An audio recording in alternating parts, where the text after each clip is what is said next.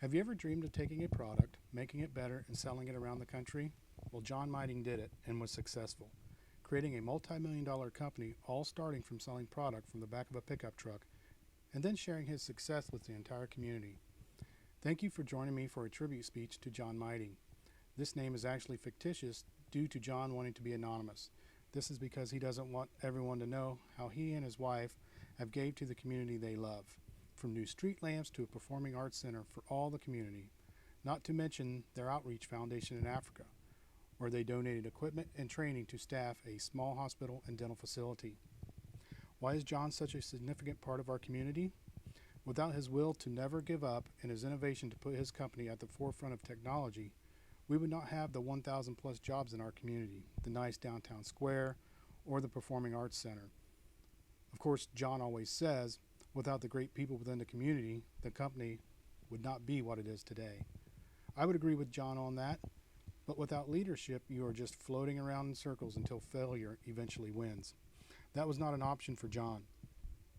Back in 1960, when John was graduating college, he worked for his father's steel company, eventually being handed over the reins to take the company to the next level.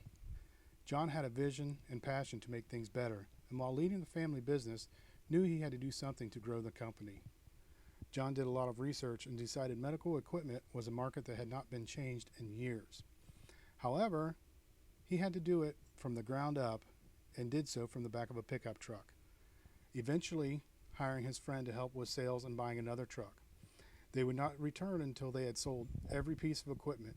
Years later, his company is a global presence within the medical device market with 8 locations worldwide, not to mention a company jet to bring prospective customers to come and experience his facilities. He actually refers to the 4 buildings at headquarters as campus. Now that's perseverance. John and his family are very proud of their community. Of 2,500 people nestled between cornfields, it's very quaint and quiet. John used this to his advantage while flying in customers for bigger cities. They were in awe to be landing a jet almost literally in a cornfield. Actually, the company runway and hangar are located between 2 fields.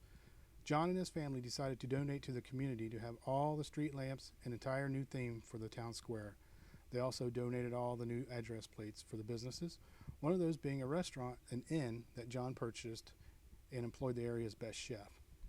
John realized that there was not much for prospective customers to do after a tour of campuses, so John decided to buy the local golf course that was about to close. He converted the course from a 9-hole mediocre course to an 18-hole top-notch course open to the public. Is there anything else to do in a small town besides golf? How about a show? While the new local school was being designed, John knew there was a need for a venue for the students and community to thrive through the performing arts. While pursuing other buildings within the community, John realized these weren't not up to the standards for all the talent within the community.